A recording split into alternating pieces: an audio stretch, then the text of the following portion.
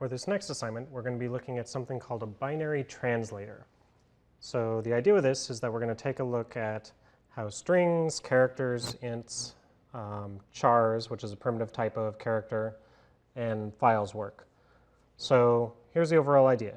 You're going to read in some sort of number, and it could either be in binary or it could be in decimal. So we want to start with that, and then we're going to translate it to the other one. So if we start off in binary, we're going to translate to decimal. If you're going to start off in decimal, you go to binary. You're either going to input at the console or from a file. So we're going to look at both of those. So let's begin. We're going to create a new Java project, Binary Translator. And that should be fine for now. I'm going to create a new class, because you have to create your new source file. Binary Translator. I'm going to have it go ahead and put in public static void main, and then finish. So it has my main class, which has nothing in there other than a comment. So the first thing I'm going to do is I'm going to create a new binary translator, just to make sure I don't have to make static methods or variables. Then I'm going to create the constructor, which is going to be a method, translator, which has exactly the same name as my class name. Okay. So first thing I should probably do is ask them to input a number. So I'm going to do sysout, control space. So I need to ask them what kind of input type they're going to have first. Please enter, so I want to say file, except I want to say it in quotes. Now the naive way of doing that is say file, or, well, please enter file to enter a file, or input to use the console, end quote. So the problem is that this quote, this double quote here, ends this string here. And I want it to actually put the quote inside of this thing that I'm saying within system.println. So the way that you actually put in characters that you can't normally put into a string is you use a backslash. So usually it's above the enter key on Windows keyboards. And so whenever I want to put a quote in my string, I actually use backslash quote. And now this is one string. There are other escape characters. So if you want to put in an enter, you do \n. If you want a tab, \t does a tab. Let's see, backslash, if you want to put one of those in, you do 2 backslashes. So those are all escape characters, things that you wouldn't normally be allowed to type on a keyboard, but this allows you to put them in. So if I look at this,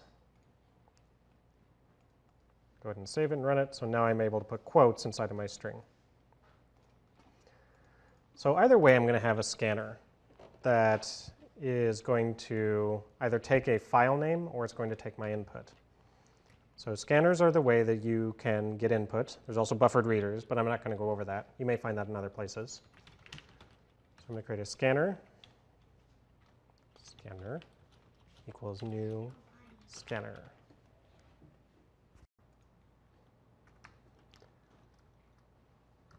And inside of the quotes of the scanner, I'm going to first read from system.in.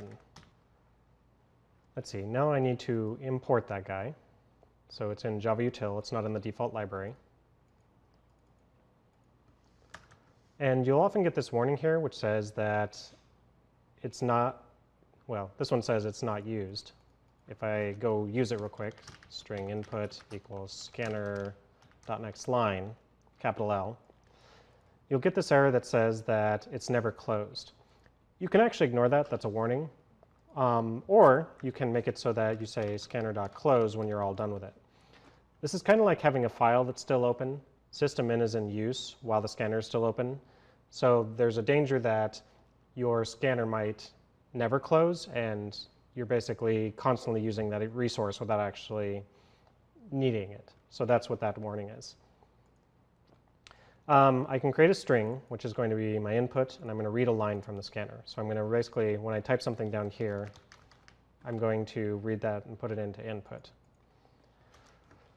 So I'm either going to be looking for file or input.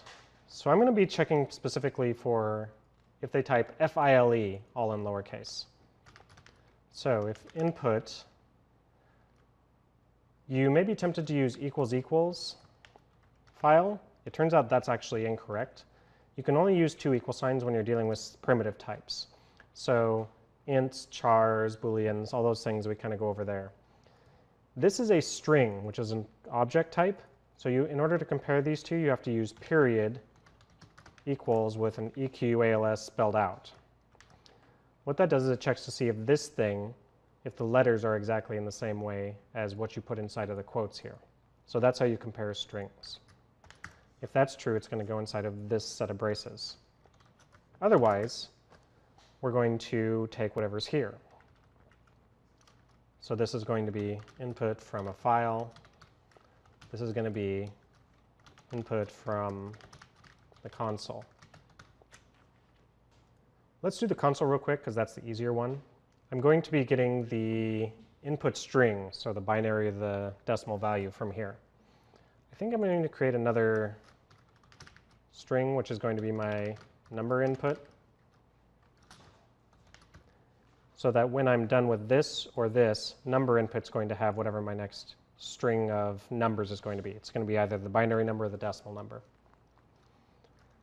All right, so really number input here is just going to be whatever the next line of the scanner is. So read a line, throw it in there, and that should be done. File's a little trickier. I need to see what kind of file I'm reading from. Sys out, enter your file name.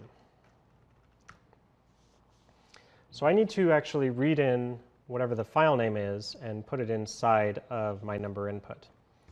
So I'm actually going to create a different scanner than this one. This one's tied to my console. I'm going to create one that's tied to a file. The way I'm going to do that is I'm going to create a scanner, file scanner, which is going to take a new file name.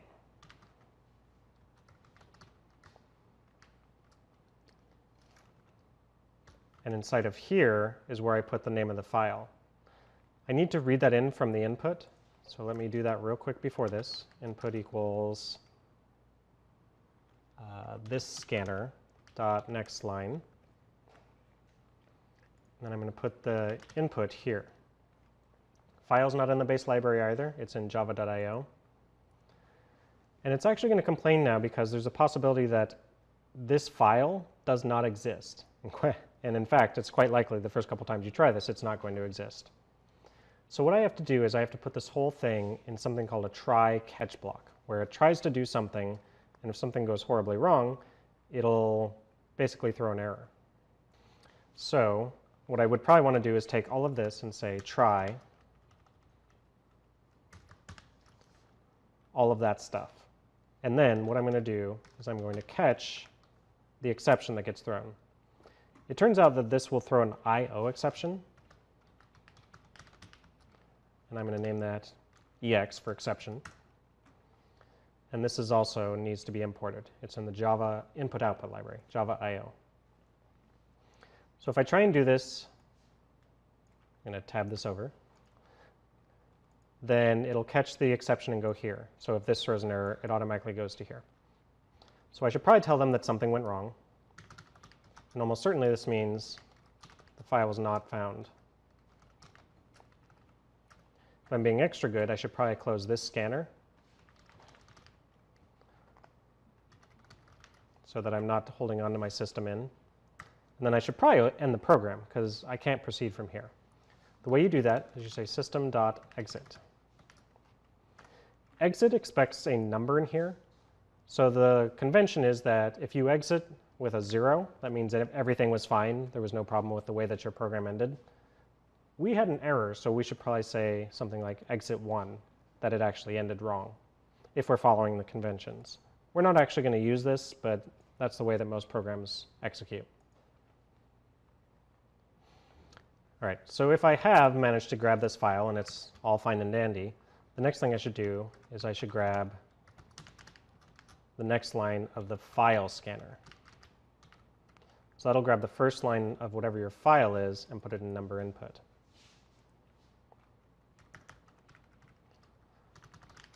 I'm paranoid, so let's go look at number input and see what it is. So if I run this, so file or input, let's do the input one first because that's easy. 1010. Okay, so it output that again. So now I should put a file actually in this folder to execute with my program. All right, so I'm going to go to my workspace. I'm going to go to Binary Translator. And then this is where the program is going to look by default. So it's at the same level as your source in binary. I'm going to create a new text document. I'm going to call this number. By the way, be careful. If you look at the filename extension, this is secretly number.txt. And if I actually typed in the file name number.txt when I first did that, I would then get number.txt.txt. So watch out under View to show the filename extensions. So if I open this guy up, I'm going to make 1010. And I'm going to save this, close it out, go back to Eclipse, and run this.